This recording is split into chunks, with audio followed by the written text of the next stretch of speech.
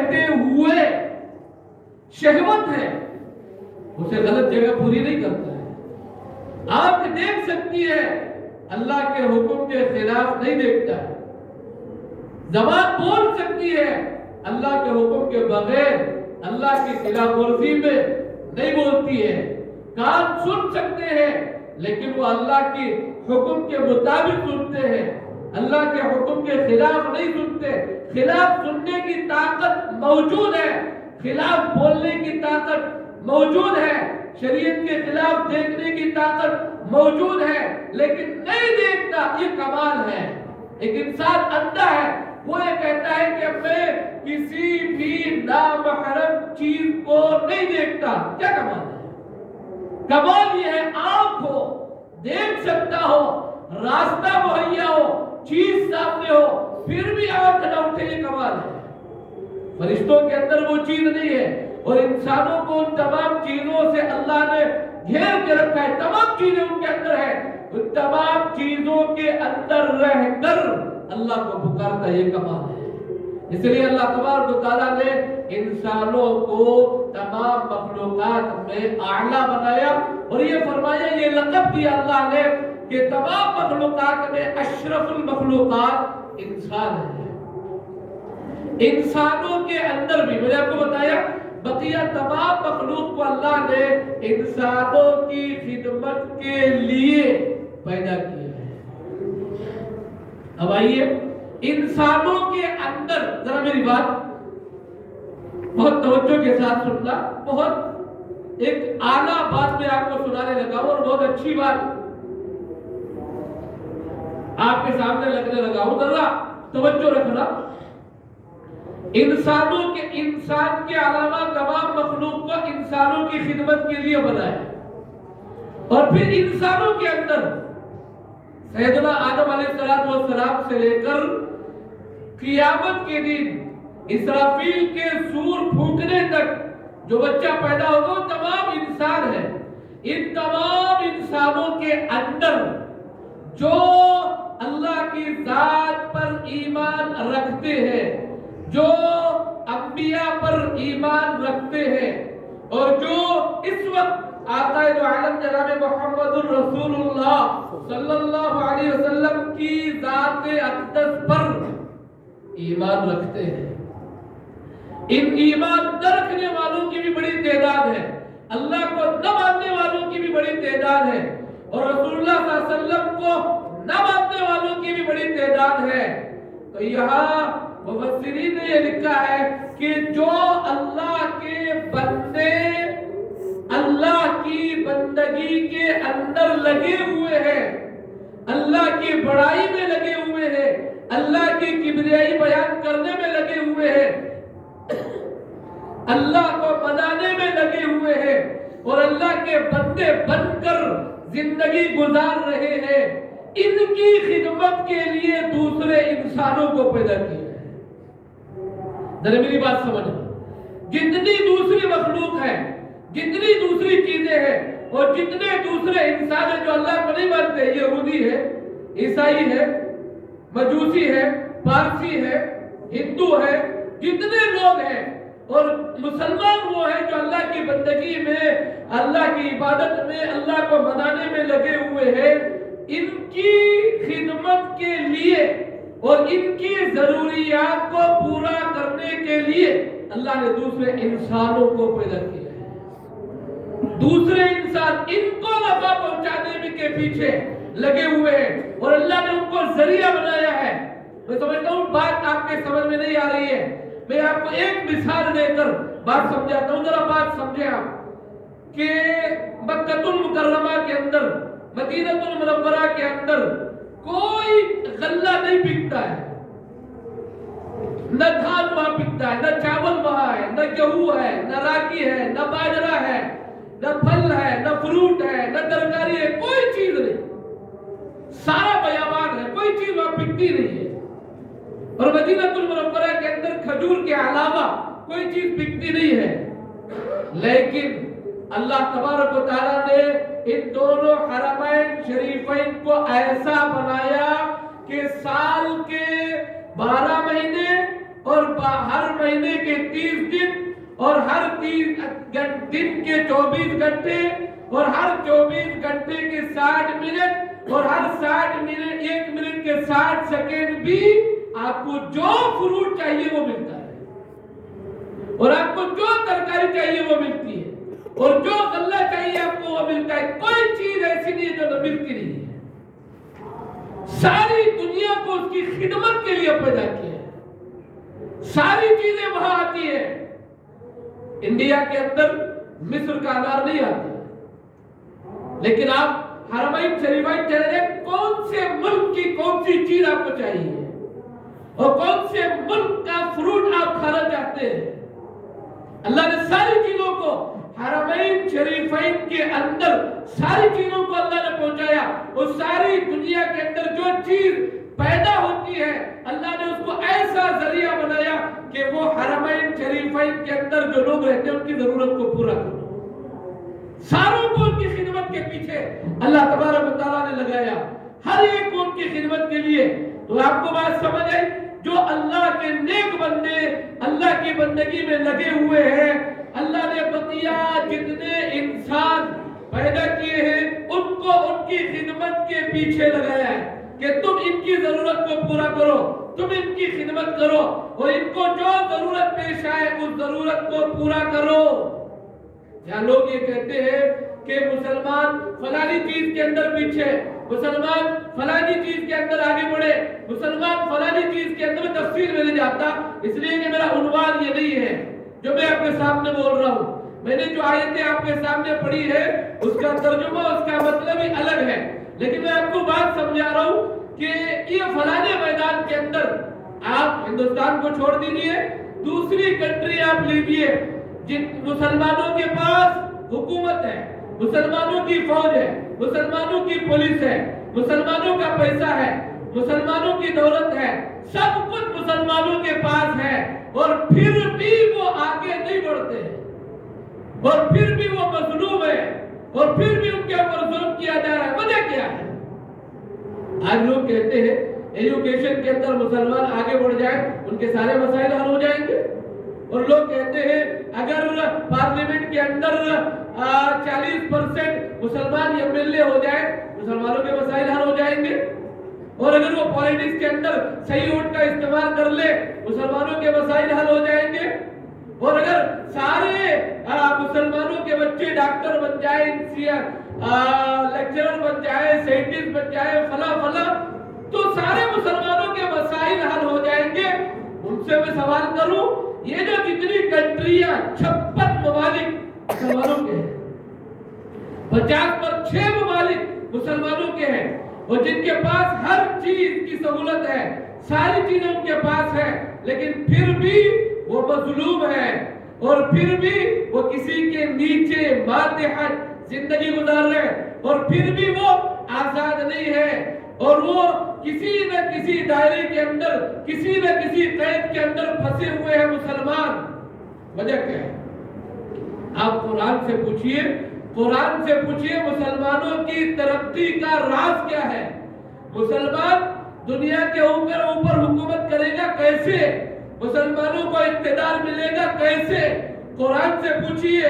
قرآن کہتا ہے کہ وَأَنْتُمُ الْأَعْلَوْنَ إِن كُنْتُم مُؤْمِنِينَ کہ تم ہی سر بلند رہو گے, شرط یہ ہے کہ تم صحیح معنوں میں ایمان والے بنو, صحیح معنوں میں ایمان کے اندر آؤ, صحیح معنوں میں مومن بنو اور ماں کے پیٹ سے لے کر قبر کے پیٹ تک کی زندگی ایمان والی زندگی بناؤ.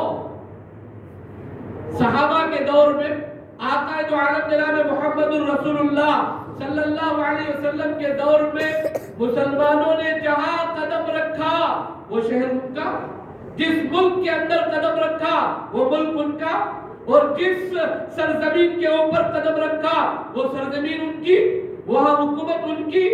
کیا تھا ان کے پاس؟ کون سی چیز تھی؟ آپ غور کریں, کون سی چیز تھی ان کے پاس؟ کون سی طاقت تھی ان کے پاس؟ ہتھیار سیدھے نہیں. جنگ بدر میں 313 اور 313 کے اندر گنے چنے لوگوں کے پاس سواری ہے اور باقی سارے لوگ پیدل ہیں.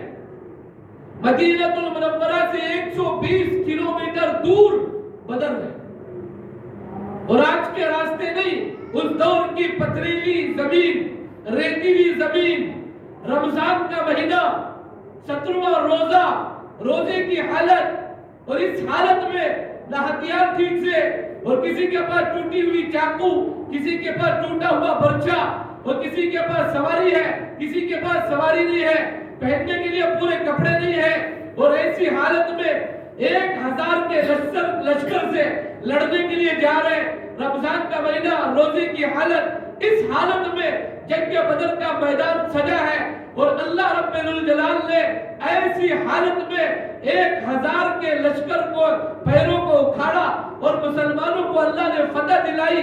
کیا تھا ان کے پاس؟ سوال یہ تھا کیا ان کے پاس؟ ہتھیار تھے، میزائل تھے، اور اس دور کے اندر جو اعلیٰ ہتھیار مانے جاتے وہ تھے ان کے پاس۔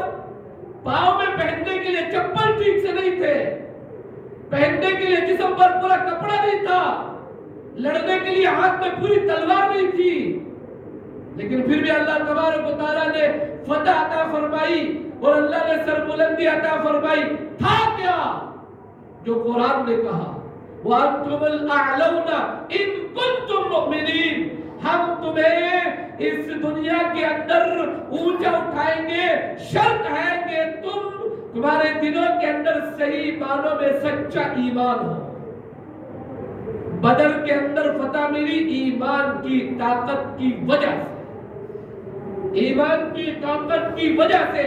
اور آج بھی جو بدر کے اندر اللہ کا اصول تھا، جو احد کے اندر اللہ کا اصول تھا، جو تبوک کے اندر اللہ کا اصول تھا، جو غزوہ خندق کے اندر اللہ کا اصول تھا، آج بھی اللہ کا وہی قرآن ہے، اور آج بھی اللہ کے قرآن میں وہی آیتیں ہیں، اور آج بھی اللہ کا وہی اصول ہے، اور آج بھی اللہ کا وہی اصول ہے، وہی ضابطہ ہے کہ آج بھی اگر تم صحیح معنوں میں ایمان والے بنو، امانت داری تمہارے اندر آئے، سچائی تمہارے اندر آئے، صداقت تمہارے اندر آئے، اخلاق حسنہ تمہارے اندر آئے، اور اچھائی تمہارے اندر آئے، برائی تمہارے اندر سے نکلے، آج بھی دنیا کی کوئی طاقت تمہارا بال بھینگا نہیں کر سکتی۔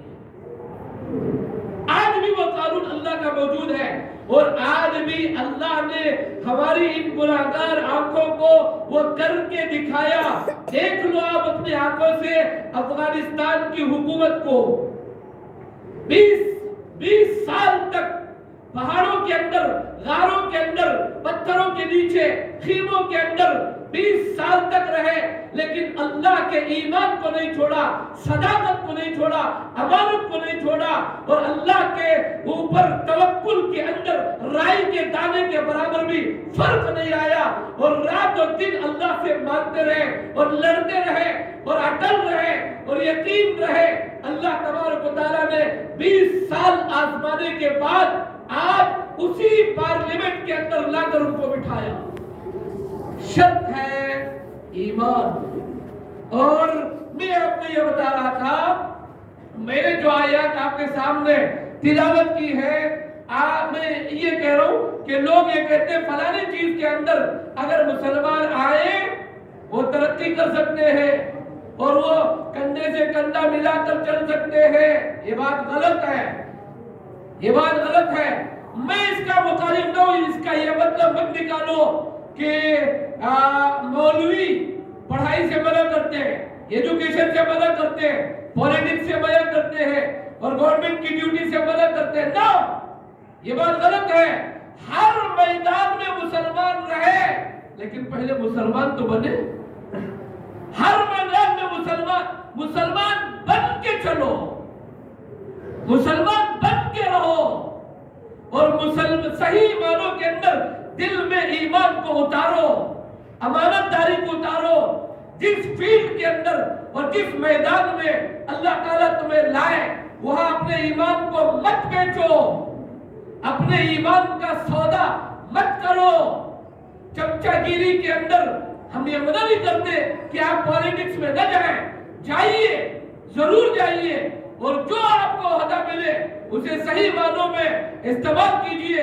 اللہ کے ایسے نیک بندے ہم نے بہت سو سے ملاقات کی جو ریٹائر ہو گئے، جنہوں نے اپنی ڈیوٹی کے اندر امانت داری کے ساتھ ہر چیز کو ادا کیا اور اللہ نے ان کو کامیابی بھی دی.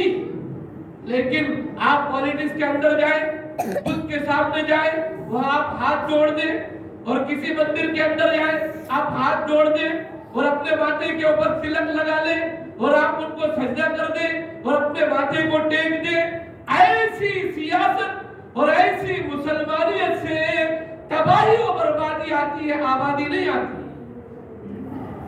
اور آپ پولیس بن جائیں، کون منع کرتا ہے؟ رشوت کھانا حرام ہے، رشوت نہ کھاؤ، دوسروں کو دھوکہ نہ دو، دوسروں کو نہ ستاؤ، غلط چیز نہ کرو، امانت داری کے ساتھ کام کرو، اور یہ بتلاؤ کہ میں مسلمان کا بچہ ہوں، میں نے مسلمان ماں کا دودھ پیا ہے، اور میں اللہ رسول کا ماننے والا ہوں، اور میرا اللہ اور رسول مجھے یہ حکم دیتے ہیں. کیوں نہیں ہوگا؟ کیوں کامیابی آپ کے قدم نہیں چومے گی؟ لاکھ دنیا مخالفت کرے، اگر آپ ایمان پر اٹل ہو اور آپ اپنی امانت داری پر اٹل ہو، وقت آئے گا کہ وہی حکومت اور وہی آپ کا سسٹم آپ کے سامنے جھکے گا اور آپ کو لینے پر مجبور ہوگا. لیکن شرط ہے، اس لیے کہ یہ پوری کائنات اللہ کی ہے، کسی اور کی نہیں ہے. یہ پوری کائنات کے اوپر اللہ کا نظام ہے، کسی اور کا نہیں ہے، اور اسی اللہ کے ہم ماننے والے ہیں اور اسی اللہ کا کلمہ ہم پڑھنے والے ہیں. میں آپ کو یہ بتا رہا تھا، جس طرح انسانوں کو بھی اللہ نے اللہ کے نیک بندوں کی خدمت کے لیے بنایا. اب آئیے انسان کے اندر، یہ جو انسان ہے، اس انسان کے اندر بھی ایک بہت بڑی چیز اللہ تبارک و تعالیٰ نے رکھی ہے. ہر انسان کے اندر ایک چیز اللہ نے رکھی ہے، سر کے بالوں سے پاؤں کے تلے تک ہر انسان کے اندر اللہ نے ایک چیز رکھی ہے، اور اسی چیز کی قدر و قیمت دنیا کے اندر بھی ہے، آخرت کے اندر بھی ہے. اس لیے اللہ کے نبی صلی اللہ علیہ وسلم نے فرمایا حدیث کے اندر کہ انسان کے جسم کے اندر ایک ایسا خون کا لوتھڑا ہے، ایک ایسا عضو ہے، اگر وہ انسان کا پارٹ، وہ عضو اگر اچھا ہے تو انسان اچھا ہے، اور اگر وہ انسان کا پارٹ، وہ عضو اگر بگڑ گیا، خراب ہو گیا، گندا ہو گیا، تو پھر یہ انسان بھی گندا ہے. انسان کو اللہ کے نبی صلی اللہ علیہ وسلم نے اتنی بات فرمائی، اور یہ بات اللہ کے نبی نے دونوں اعتبار سے کہی. اگر وہ انسان کے جسم کا عضو اچھا ہے، وہ انسان صحت مند ہے. اگر وہ انسان کے جسم کا وہ عضو اچھا ہے دین کے اعتبار سے، تو پھر اس کے حق میں اللہ جنت لکھے گا. اور اگر اسی انسان کے جسم کا وہ عضو خراب ہے، اس میں بگاڑ ہے، اس میں فساد ہے، تو پھر وہ صحت مند انسان نہیں، بیمار انسان ہے. اور انسان کے جسم کا وہ عضو اگر خراب ہے، بگڑا ہوا ہے، اس کے اندر فتنہ فساد ہے دین کے اعتبار سے، تو پھر اس کے حق میں جنت نہیں، جہنم لکھی جائے گی. اور یہ اللہ کے نبی صلی اللہ علیہ وسلم نے اتنی بڑی بات فرمائی ہے کہ دنیا کے اعتبار سے بھی، آخرت کے اعتبار سے بھی، اس انسان کے اس جسم کا وہ حصہ صحیح ہونا، اس کا صحیح سالم ہونا انتہائی درجہ ضروری ہے. اگر وہ خراب ہے، اس کی دنیا بھی خراب ہے. اگر وہ اچھا ہے، اس کی آخرت بھی اچھی ہے. اور اگر وہ خراب ہے، اس کی آخرت بھی خراب ہے. وہ کون سا عضو ہے؟ وہ کون سی چیز ہے؟ میں اور آپ آج جمعہ کے دن غسل کر کے اپنے جسم سے گندگی دور کر کے اور اپنے جسم کو پاک و صاف کر کے مسجد کے اندر آئے ہیں اللہ کے فضل سے.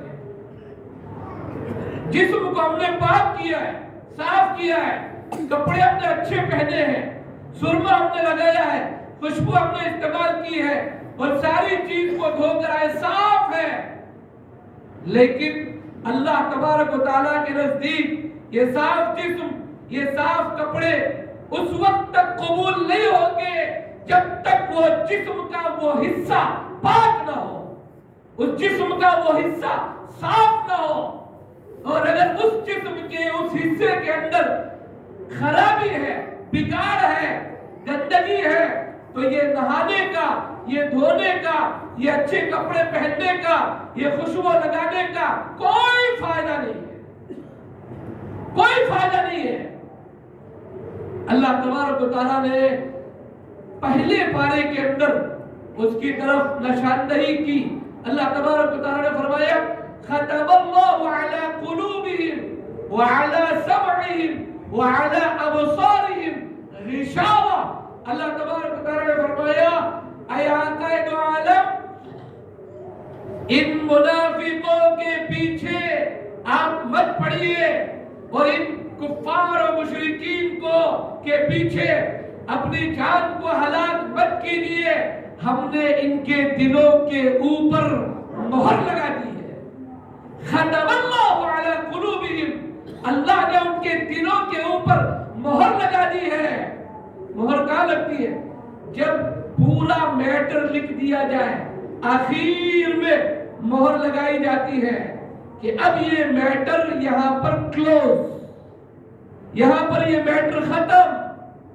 تو اللہ کہتے ہیں ہم نے ان کے دل کے اوپر مہر لگا دی ہے، اس بوتل کے ڈھکن کو ہم نے بند کر دیا ہے، اب آپ جتنا بھی ہدایت کا پانی ڈالیں گے اندر نہیں باہر جائے گا۔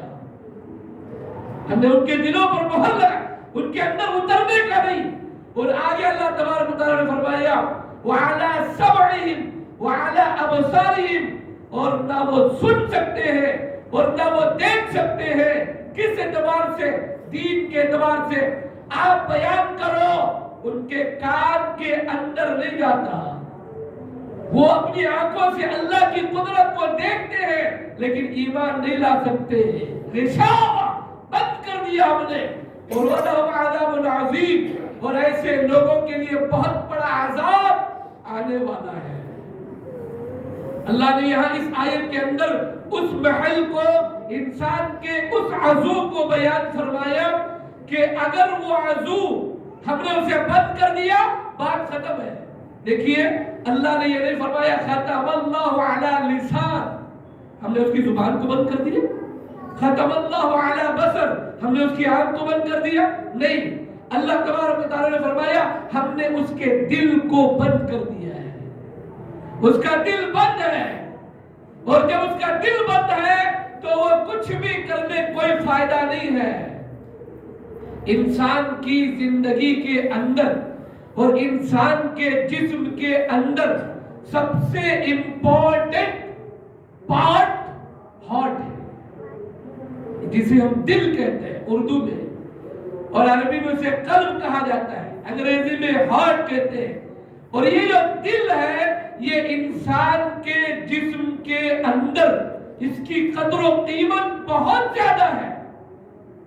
اگر ہارٹ کے اندر کوئی پرابلم ہو گیا، ایک دو بلاک ہو گئے، رگیں بلاک ہو گئی، اور ہارٹ اگر کمزور ہو گیا، دل کمزور ہو گیا، ہارٹ کا آپریشن ہو گیا، تو لوگ یہ کہتے ہیں ان کے پاس زور سے آواز مت کرو، اور ان کو کوئی اچانک خبر ان کو مت سنا، اور ان کے پاس کیوں؟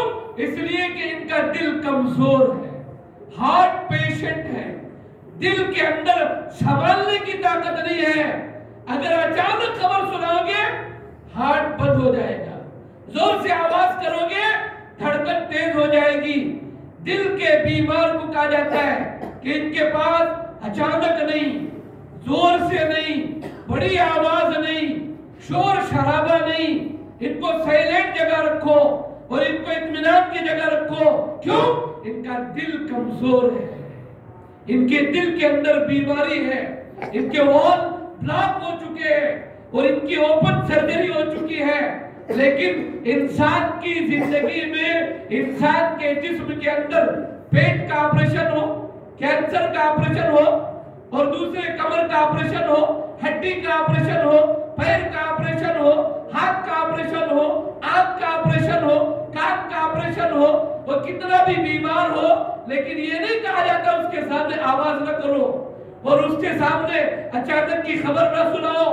कहते सुना दो कोई प्रॉब्लम नहीं, इसलिए कि इन तमाम चीजों की उतनी कदर नहीं जितनी दिल की है। और जितना ताकतवर और जितना कमजोर दिल है, ये दूसरा कोई आंसू इतना फर्क नहीं पड़ने वाला। इससे मालूम हुआ इंसान के जिस्म के अंदर जो सबसे ज्यादा अहमियत की चीज है वो दिल है। इसलिए आजकल डिप्रेशन की बीमारी है। डिप्रेशन क्या मतलब है? जब इंसान कोई अपने ऊपर सोच मुसल्लत कर ले। याद रखिए मेरी इस बात को, जब दिल परेशान हो आंख सोती नहीं है। तजुर्बा करके देखना, जब दिल परेशान हो आंख सोती नहीं है, और जब दिल परेशान हो कान सुनता नहीं है, और जब दिल परेशान हो जबान बोलती नहीं है, और जब दिल परेशान हो दिमाग काम नहीं करता है, और जब दिल परेशान हो पैर चलते नहीं है, और जब दिल परेशान हो हाथ हरकत नहीं करते हैं। इसलिए कि दिल का मामला है, दिल के अंदर बिगाड़ है, दिल परेशान है। इंसान देख रहा है लेकिन सामने देख रहा है, ले जाकर एक्सीडेंट कर देता है। क्यों? इसलिए कि उसके दिल के अंदर परेशानी, को सोच रहा है, दिल में परेशानी है, सामने देख रहा है, देखते हुए ले जाकर छोड़ देता है। और जब दिल परेशान हो आप उसे कुछ भी बोलो समझ में नहीं आता है, कान में जाता नहीं है, इसलिए कि दिल परेशान है। मालूम हुआ इंसान के जिस्म के अंदर दिल की बहुत बड़ी कीमत है। इसलिए अल्लाह तबारक व तआला ने यह फरमाया कि कुरान शरीफ का दिल सूरह यासीन है। कुरान शरीफ का दिल सूरह यासीन है। क्यों कहा अल्लाह ने? दिल का लफ्ज अल्लाह ने इस्तेमाल क्यों किया? आका दो आलम ने क्यों कहा सूरह यासीन को कि सूरह यासीन कुरान का दिल है? अल्लाह तबारक के नबी सल्लल्लाहु अलैहि वसल्लम ने फरमाया, मेरी ये ख्वाहिश, मेरी ये आरज़ू, मेरी ये तमन्ना है कि मेरे उम्मती के हर उम्मती के दिल में सूरह यासीन रहे। आका दो आलम ने फरमाया, जब सकरात का आलम हो, रूह निकल रही हो, उसके सामने बैठकर सूरह यासीन की तिलावत करो, उसकी बरकत से उसकी तकलीफ में कमी आती है। आका दो आलम ने फरमाया, जब सुबह उठो फजर की नमाज के बाद सूरह यासीन की तिलावत करो, जब दुकान ओपन करो सूरह यासीन की तिलावत करो, जब फैक्ट्री ओपन करो सूरह यासीन की तिलावत करो, और जब परेशानी आ जाए सूरह यासीन की तिलावत करो, फिर दुआ करो, अल्लाह कबूल करता है। इसलिए कि सूरह यासीन कुरान शरीफ का दिल है। और जिस तरह इंसान के जिस्म के अंदर दिल की कदर है, उसी तरह कुरान शरीफ के अंदर सूरह यासीन की अल्लाह ने इतनी कदर और कीमत रखी है। जितना इंसान की जिंदगी के लिए इंसान का दिल इंपॉर्टेंट है, अब मैं बात पर आता हूं, इसी तरह दीन के अंदर हर अमल के कबूल होने में, हर अमल के सही होने में, और हर अमल के अल्लाह के दरबार में कबूल होने में, और इंसान की खबर जन्नत बनने में, मैदान महशर में हिसाब और किताब की आसानी के लिए, और इस मैदान महशर में आका दो आलम के हाथों से हौज़े कौसर पीने के लिए, और मैदान महशर के अंदर पुल सिरात पर से गुजरने के लिए, और मैदान महशर के अंदर जहन्नम से बचने के लिए, और मैदान महशर के अंदर जन्नत में दाखिले के लिए दिल का सही होना जरूरी है। दिल का सही होना जरूरी है, जिस्म का नहीं। जरा मेरी बात तवज्जो रखना, जिस्म का नहीं, दिल का सही होना जरूरी है। आका दो आलम जनाब मुहम्मदुर रसूलुल्लाह सल्लल्लाहु अलैहि वसल्लम ने इरशाद फरमाया तिरमिजी शरीफ की रिवायत है, हजरत अबू हुरैरा रज़ी अल्लाह अन्हु रावी है, आपने फरमाया क़ियामत की अलामतों में से एक अलामत ये भी है कि क़ियामत के करीब 15वीं सदी में मस्जिदें भरी हुई होगी, पूरी मस्जिद भरी हुई होगी और पूरी मस्जिद के अंदर इल्ला माशाअल्लाह किसी किसी का दिल नमाज के अंदर होगा, किसी किसी का दिल। तजुर्बा कर लीजिए, अगर इमाम साहब तीसरी रकात में उठने के बजाय बैठ जाए, 1 2 3 4 5 आवाजें आती, बस उसमें से अक्सर नहीं आती है। ये हकीकत है, इसे तस्लीम करना पड़ेगा, इसे मानना पड़ेगा। आवाजें नहीं आती है, दिल नमाज में नहीं होता है और दिल की हाजिरी नमाज में नहीं होती है।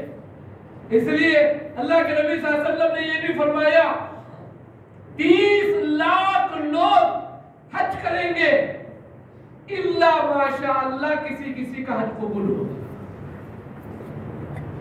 लाखों की तादाद में लोग उम्रा करेंगे, इल्ला माशाअल्लाह किसी किसी का उम्रा कबूल होगा। वजह क्या है, क्यों ऐसा होगा? उसकी वजह यह है कि ये दिल उसके अंदर नहीं होगा। हज हाजी कहना लेने के लिए, और क्यों? अलहाज लिखाना है मुझे रसीद के अंदर, उम्रे पर उम्रा। क्यों? इसलिए कि बताना है अड़ोसियों को, पड़ोसियों को, महल्ले वालों को, मिलने जुलने वालों को, दोस्तों को मैं उम्रे को जा रहा हूं। इसमें बिगाड़ है, नमाज पढ़ रहा है, क्यों? मुझे नमाजी कहा जाए। लोग हाजी साहब, नमाजी साहब, फलाने साहब, मौलवी साहब, मुफ्ती साहब, हाफिज साहब, कारी साहब लोग कहकर पुकारे, इसलिए मैं ये चीज कर रहा हूं। इस दिल के अंदर यही वो चीज है, इस दिल के अंदर अल्लाह की रजा नहीं है, अल्लाह को राजी करना मकसूद नहीं है। मैं आपको साफ बात कह रहा हूं, तजुर्बे के साथ कह रहा हूं। लाखों रुपये लगाकर हरमैन को जाते हैं, हरमैन शरीफैन की हाजिरी देते हैं, इल्ला माशाअल्लाह किसी किसी की हाजिरी कबूल होती है। वरना टूर है, टूरिस्ट प्लेस है।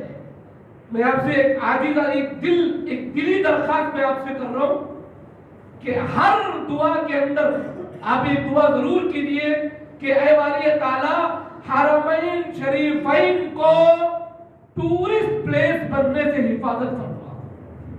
ये हकीकत कह रहा हूं आपको, ये मेरे दिल की बात आपसे कर रहा हूं। ये हकीकत कह रहा हूं कि मैं हकीकत खुलकर बयान नहीं करूंगा, मैं पूरी बात में आपको नहीं कहूंगा। मैं बस आपसे ये दरखास्त करता हूं कि अल्लाह के सामने ये गिड़गिड़ाइए, अल्लाह से ये कहिए वाले ताला हरमैन शरीफैन को टूरिस्ट प्लेस बनने से हिफाजत कर दे। हरमैन शरीफैन की बेहुरमती से अल्लाह हिफाजत कर दे। या अल्लाह हरमैन शरीफैन के अंदर बेपर्दगी से अल्लाह हिफाजत कर दे। मैं ज्यादा तफसील आपके सामने नहीं, ये इशारा है। अल्लाह हिफाजत फरमाए, अल्लाह हिफाजत फरमाए। दिल जलता है, दिल अंदर से वाकईतन आपसे कह रहा हूं रोता है अल्लाह से दिल।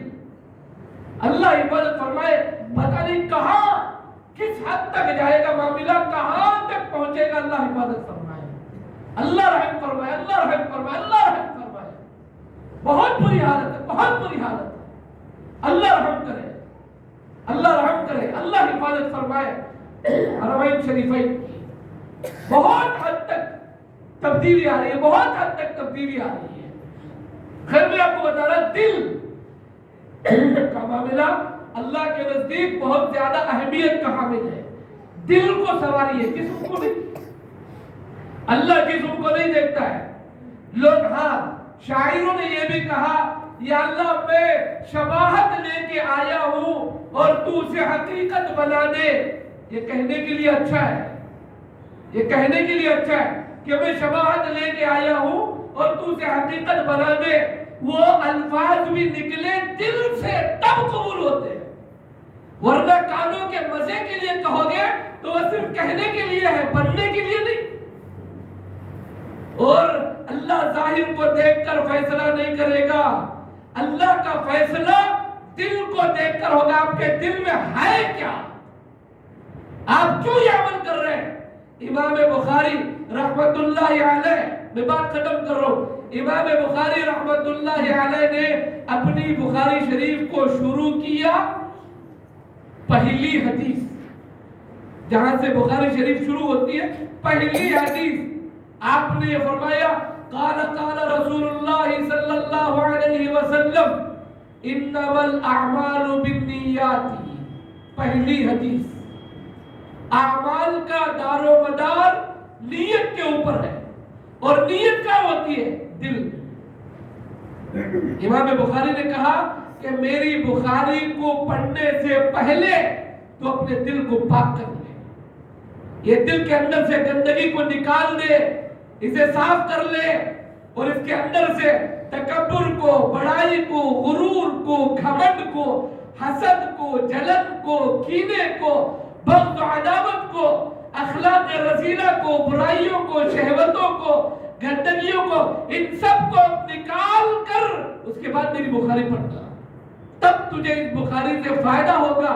اور اگر ان تمام برائیوں کو رکھ کر بخاری پڑھے گا تو بجائے فائدے کے تجھے نقصان ہوگا۔ اپنے دل کو صاف کر لے، پاک کر لے، یہ دل کا معاملہ ہے، اور دل جب صاف ہوگا ہر عمل کے اندر برکت ہوگی۔ اس لیے اللہ کے نبی نے فرمایا میدان محشر کے اندر کمیت نہیں کیفیت دیکھی جائے گی، یہ عربی ہے، کمیت نہیں کیفیت دیکھی جائے گی۔ کیا مطلب ہے اس کا؟ کمیت کا مطلب ہے کتنی رکعت نماز پڑھی، کتنی رکعت، کتنی رکعت، 2 لاکھ، 1 کروڑ، 1 ارب رکعت پڑھی تم نے، یہ نہیں دیکھا جائے گا۔ اللہ کے نبی صلی اللہ علیہ وسلم نے کہا کیفیت دیکھی جائے گی، اگر تو نے 2 ہی پڑھی ہے لیکن وہ 2 رکعت نماز تو نے کس کے لیے پڑھی ہے، یہ دیکھا جائے گا۔ اور کتنا اخلاص اس کے اندر ہے، اور کتنی للہیت ہے، اور کتنا تو نے اس عمل کو اللہ کے لیے کیا ہے، وہ دیکھا جائے گا، نہ کہ کتنی رکعتیں تو نے پڑھ رکھی ہے۔ ایک بندہ ہے 1 کروڑ رکعتیں نمازیں پڑھ رکھی ہے، لیکن ہر نماز کے اندر کوئی نہ کوئی بگاڑ، کوئی نہ کوئی فساد، کوئی نہ کوئی غلطی، اور ایک بندے نے صرف 2 پڑھی ہے، کبھی اللہ کے ڈر اور خوف سے اور اللہ کو راضی کرنے کے لیے، یہ 2 رکعت 1 کروڑ پر بھاری ہے، اس لیے کہ وہ 2 اللہ کے لیے اس نے پڑھی ہے، اور 1 کروڑ اللہ کے لیے نہیں غیر اللہ کے لیے پڑھی ہے۔ اس لیے اللہ کے نبی نے فرمایا کیفیت دیکھی جائے گی۔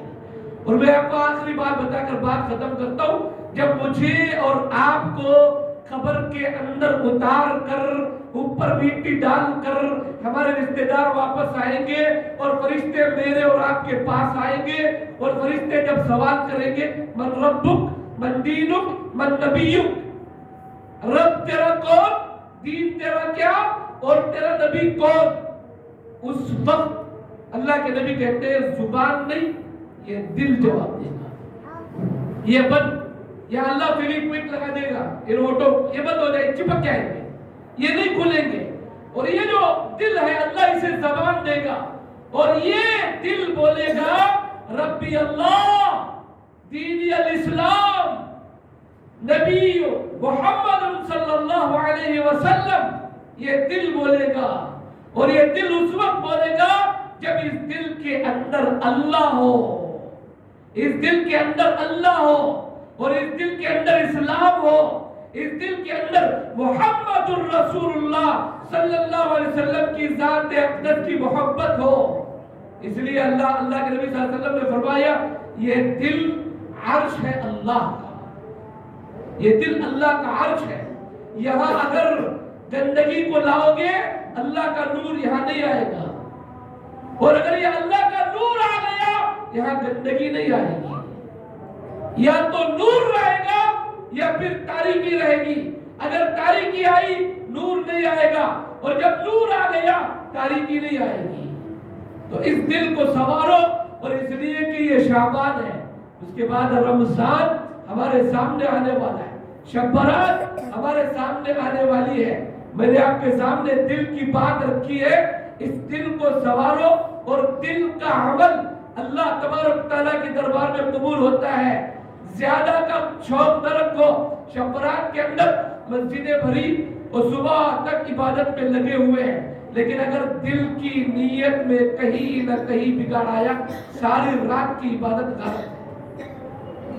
اس کے بجائے تھوڑی دیر ہم نے جاگ لیا، گھر کے اندر نماز پڑھ لی اور کمرے کے اندر نماز پڑھ لی، اللہ تبارک تعالیٰ کے سامنے جتنی دیر رویا، جتنی تلاوت کی، اللہ سے دعا کر لی، سو گئے، اور صبح تہجد میں اٹھے، تہجد پڑھ لی، فجر کی نماز اطمینان سے پڑھ لی، اللہ کے دربار میں دعا کر لی، ساری رات عبادت کا ثواب ہمارے مقدر میں لکھ دیا جائے گا۔ اس کے بجائے چائے بنانا، کھانے کا انتظام کرنا، سحری کا انتظام کرنا، بس سٹانوں کے سامنے پھرنا، سرکلوں میں پھرنا، گاڑیوں میں گھومنا، پانی نہانا، اچھے کپڑے پہننا، کیوں؟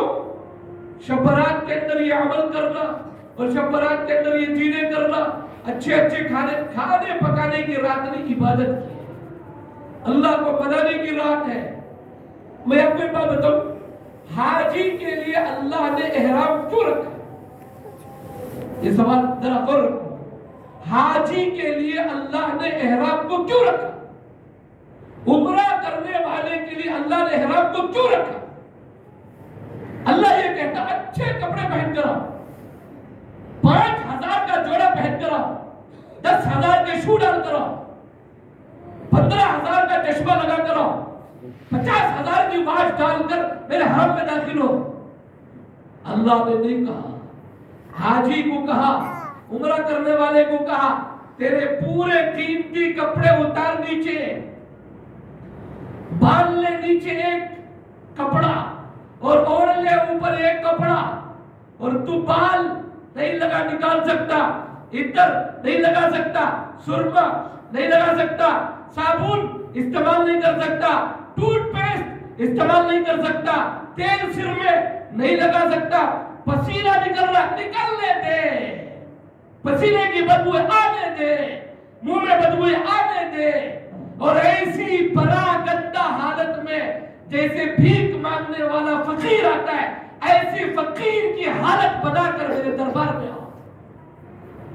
ذرا غور کرو، فقیر بن کر آ، بھکاری بن کر آ، میں شہنشاہوں کا شہنشاہ ہوں، بھکاری بن کر میرے سامنے آ، اور یہ 10,000 کا جوڑا پہن کر بتا، حلال کے پیسے میں 2 کپڑے پہن کر میرے سامنے آ، میرے دربار میں آ، اور کوئی خوشبو نہیں اور کوئی اچھی چیز نہیں، ایسا بن کر پسینے کی بدبو لے کر اور پراگندہ بن کر، پراگندہ تیرے بال، ایسی حالت میں میرے سامنے آ اور مجھے پکار۔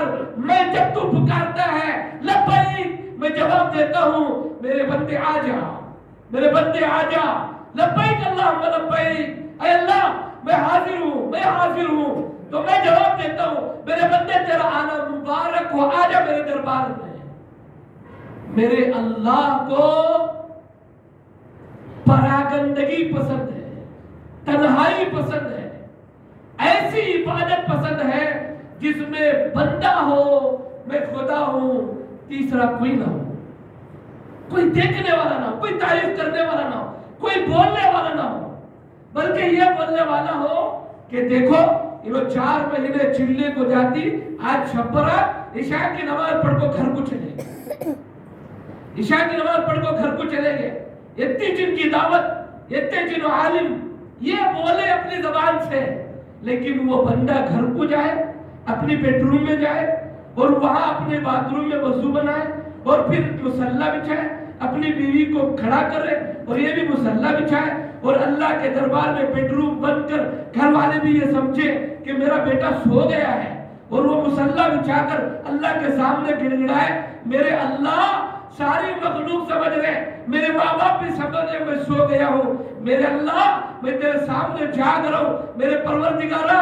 तू मुझसे राजी हो जा, मैं तेरा बंदा हूँ, कब्र में मैं तन्हा होऊंगा, मेरा साथी तू ही है, मेरे अल्लाह तू मुझसे राजी हो जा। और जब सुबह फजर के वक्त कमरा खोल कर निकले, माँ बाप भी कहे पूरी रात सो को, अब उनको नमाज को जा रहा ना बा। मस्जिद वाले कहे इशा की नमाज पढ़ को चले गए, सुबह को फजर को आई, पूरी रात शब्बरत मालूम नहीं तुम ना। ये उनकी जबान से निकले और ऊपर से अल्लाह कहे मेरे बंदे तुझे आज की रात में तुझसे राजी हो गया। इन बंदों की बातों को मत सुनो, इनको आप अल्लाह की कसम कभी राजी नहीं करते, कभी राजी नहीं होते। शादी के अंदर पूरा इंतजाम, हर चीज, कोई चीज मत छोड़ो, सिर्फ आखिर में आइस ठंडा सब कुछ, कोई बेंगलुरु के जैसे शादी होती है ऐसे कोई चीज मत छोड़ो, सिर्फ दांतों में करने वाली काड़ी मत दो। गेट से बाहर निकलते वक्त आपस में यही बात पूरा करे, एक काड़ी दांतों में करने रहता था क्या, एक चीज ना क्या हो रहा। तो ये इंसान को आप कभी कुछ नहीं कर सकते। अल्लाह की जात को सामने रखो, अल्लाह को राजी करने की कोशिश करो, अल्लाह को मनाओ। आप महल्ले वालों को, गली वालों को, किसी को आप खुश कभी नहीं कर सकते, ये कभी आप खुश नहीं हो सकते। एक परवरदिगार है जो तन्हाई में जब आप उसे पुकारते हैं वो आपसे राजी हो जाता है। अपने दिल को संवारो और इस दिल के अंदर अल्लाह को बिठाओ और छोटा अमल करो, अल्लाह के लिए करो। अल्लाह तबारक व तआला आप सबको कहने सुनने से ज्यादा अमल की तौफीक अता फरमाए। व आखिरु दअवाना अनिल हम्दुलिल्लाहि रब्बिल आलमीन।